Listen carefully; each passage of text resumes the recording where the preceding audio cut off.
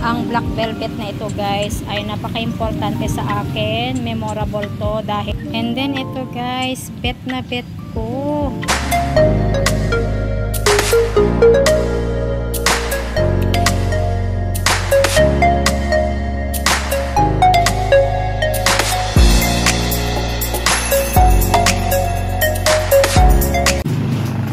Hi viewers, ka-planters, YT friends, and of course sa aking mga subscribers.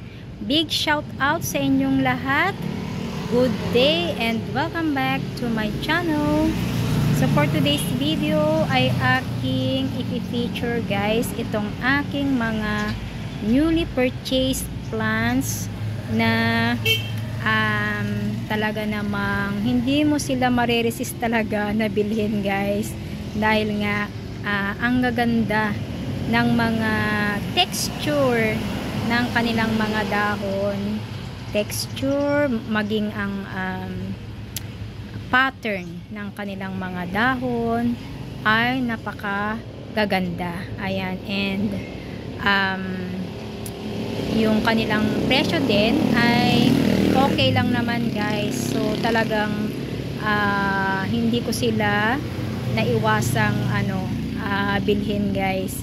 Ayan, so excited na ako na i-share itong mga plants na ito, and i-reveal ko rin ang kanilang mga prices. So samahan niyo ako guys. So unahin ko muna ipakita guys itong aking na freebie na ito, yung cute na si Papua.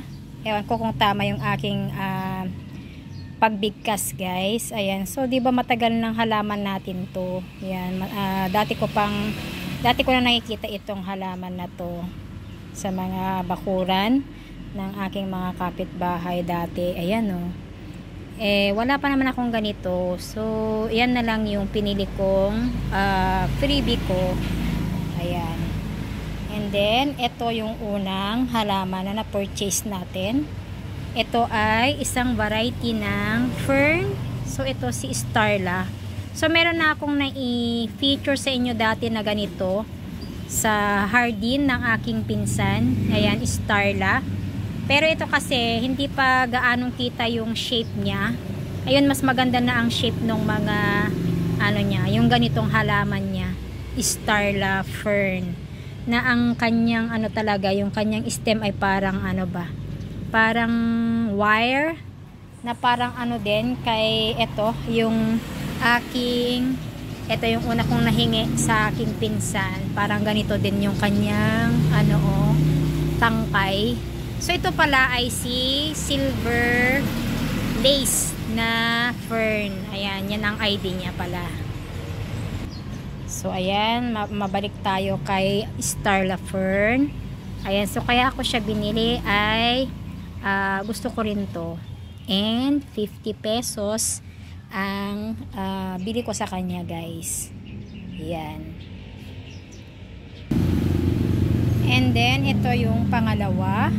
So ito ay si Makoyana. Thai Makoyana. Ayan, so maliliit pa yung kanyang dahon. Pero okay lang sa akin yan. Makakalaki naman soon. So ito ay 50 pesos din. Ayan, ang ganda ng likod. So meron na akong ganito dati guys. Noong hindi ko na maalala kung anong year yon. Siguro nasa 2012 ganon. Kaya lang hindi siya naalagaan ng gusto. Kaya kalaunan namatay din. Ayan, so bumili ako ulit ngayon dahil nga yan may budget meal si ate Amor. 50 pesos din ang bigay niya sa akin dito guys. Ayan, so yan ang pangalawang halaman. And ito yung pangatlo, si Sisus. Ayan, so napakaganda rin ng nito guys, ng kanyang dahon. Ang pattern ng kanyang dahon, napakaganda. Yan hanggang sa likod. O, ayan. Diba guys, ang ganda. Yung gustong gusto ko yung ganito, yung ito niya.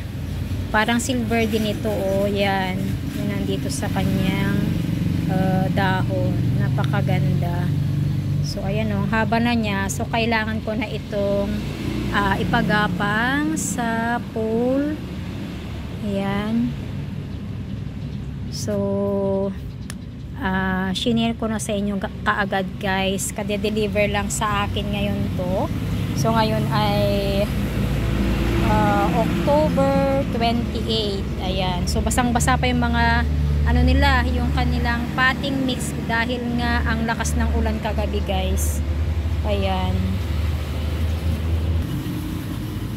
And 50 pesos din siya, guys. Ang bigay sa akin ni Ate Amor. Ayan. O, saan ka pa? 50 pesos. Ang dami na niyang dahon.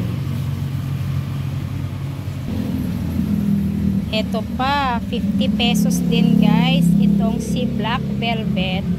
So, kasi yung Black Velvet ko dito, guys, unti-unting namamatay. So, meron pang isang meron pang isang bulb na okay pa. Pero, ayan,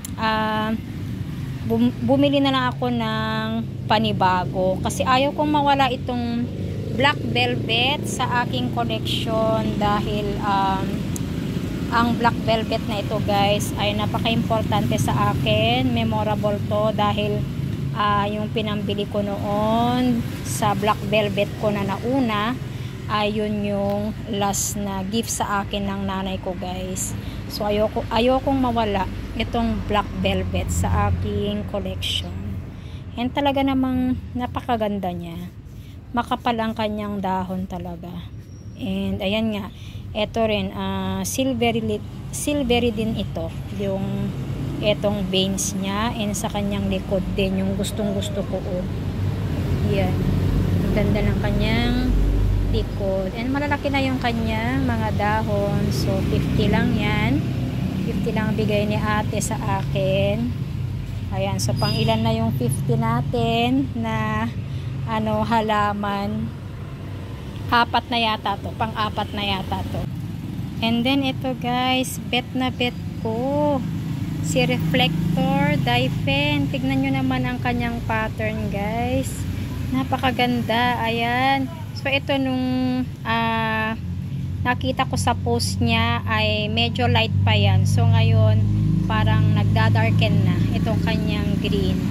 So hindi pa gaanong nag-green yan. Ganito yung kanyang mas yung pagka-green ng kanyang dahon. Ayan, so ang nagpapaganda talaga sa kanya ay itong sa niya, midrib na parang may ilaw, and yung mga splashes. Ayan, parang may ilaw, di ba, guys? And velvety din ang texture ng kanyang dahon na makapal siya. So meron na siyang pang tatlo dyan, upcoming na isang dahon. So 50 din to, guys, 50 din ang bigay ni ate sa akin. Buti na lang meron siyang ganito kasi meron na akong ganito dati. I think ang bili ko noon nasa 300 ata, and malaki na yon. Ewan ko kung bakit siya namatay. So buti na lang merong nai-post si ate. Ayan, so talagang minain ko na agad dahil nga 50 pesos ito, and talagang gustong gusto ko itong halaman na to. Ayan, so akala ko wala sa kanya to kasi wala naman siyang pinopost dati. Ayan, so siguro hindi pa stable, ngayon lang nagka-stable, kaya ngayon lang siya nakapag post ng ganitong variety ng Daifen. So diba, guys, kakaibang variety ng Daifen Reflector, and kasing laki na ng palad ko itong dahon niya. Yan, 50 pesos. And ito yung pang-anim. So bali 7 lahat yung aking na purchase, guys, na plants, plus pang-8 itong na freebie Ayan. So, ito si Brandtianum. So, ito rin yung isa kong gustong-gusto na mabili. Ayan. So, ngayon, ayan, naka-acquire na ako. Ayan. So, 100 pesos to guys, ang bigay sa akin ni ate. Hindi pa ganun kalalaki yung kanyang dahon. So, ito yung pinakamalaki. Yung latest niyang dahon. And, meron na siyang upcoming din na isa dyan. Ayan, oh. Ayan. Ayan. Ayan. So, ang ganda rin ng kanyang mga dahon na yan, silvery din yan. Nasa dahon niya. Ayan. So, 100 pesos. And then, ito yung pang-pito. Si Radicans. Ayan. So, ito yung pinakamahal na nabili ko sa kanila. Ito sa pitong plants ko. So, ito ay 300 ang bigay ni ate sa akin. So, ito na yung pinakamura niyang Radicans. So, ayan. Clean-up ko na guys dahil gustong-gusto ko namang makolek ito at maisama sa aking mga Anthurium collection. Ayan, so ito nung nakita ko sa post niya, hindi pa gaanong naka-unfurl. So ngayon yan, totally naka-unfurl na siya. And napakaganda ng kanyang dahon. Ayan, napakaganda. And meron pa siyang isa dito. Hindi pa naka-unfurl yan. Yan yung susunod niya. Pa-unfurl na dahon. Ang ganda ng dahon niya kapag bago. Diba guys? So, ito na yung mga old niyang dahon. Yan. So, sana mas makalaki pa yan dahil bagong dahon pa naman yan. May ilalaki pa ito.